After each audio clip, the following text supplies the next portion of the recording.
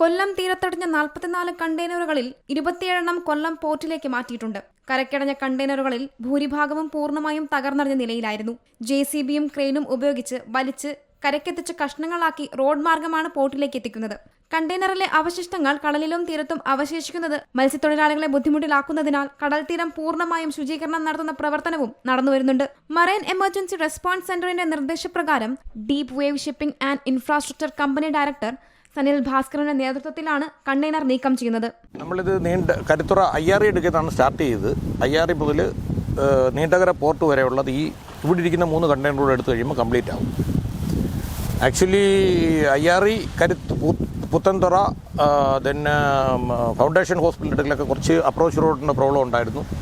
Highly risk ആയിട്ടുണ്ടായിരുന്ന അവസ്ഥയായിരുന്നു. എങ്കിൽ തന്നെ നമ്മുടെ എക്സ്പീരിയൻസ്ഡ് ടീമുണ്ട്. ഇദ്ദേഹം നമ്മുടെ റിഗർ ഫോർമാനാണ് മിസ്റ്റർ റോയ്. പുള്ളിയും നമ്മുടെ ടീമെല്ലാം എക്സ്പീരിയൻസ്ഡാണ്. നമ്മൾ ഹെവി ഇറക്ടേഴ്സാണ് ഓൾറെഡി. ഒരു കുഴപ്പമില്ലാത്ത രീതിയിലാണ്. വളരെ സേഫ്റ്റി മെഷേഴ്സ് എല്ലാം ഇത് ചെയ്തുകൊണ്ട് തന്നെ ആണ് നമ്മളിത് എടുത്തിരിക്കുന്നത്. ഇനി ബാലൻസ് ഇതിൻ്റെ കുറച്ച് വേസ്റ്റേജുകൾ അവിടെ ഇവിടെ എല്ലാം കിടക്കുന്നുണ്ട്. അതും മെർക്ക് എന്ന് പറഞ്ഞാൽ മറൈൻ എമർജൻസി റെസ്ക്യൂ സെൻറ്റർ അവരുടെ നിർദ്ദേശപ്രകാരമാണ് ചെയ്യുന്നത്.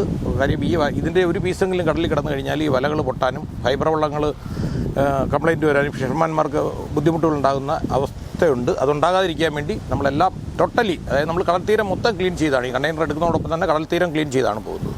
വിദഗ്ധരായ തൊഴിലാളികളാണ് പ്രവർത്തികൾ ചെയ്യുന്നത്. കണ്ടെയ്നറിന്റെ അടുത്തെത്താൻ പലയിടത്തും വഴികളില്ലാത്തതിനാൽ പ്രദേശവാസികളുടെയും മത്സ്യത്തൊഴിലാളികളുടെയും സഹായത്തോടെ വഴി നിർമ്മിച്ചാണ് പ്രവർത്തികൾ. കൊല്ലം പോർട്ടിലെത്തിക്കുന്ന കണ്ടെയ്നറുകൾ കസ്റ്റംസിന് കൈമാറും. സീ മലയാളം ന്യൂസ്, കൊല്ലം. ഏറ്റവും പുതിയ വാർത്തകളും വിശേഷങ്ങളും വിരൽ തുമ്പിലറിയാൻ സീ മലയാളം ന്യൂസ് എല്ലാ ഡിജിറ്റൽ പ്ലാറ്റ്ഫോമുകളിലും ലഭ്യം.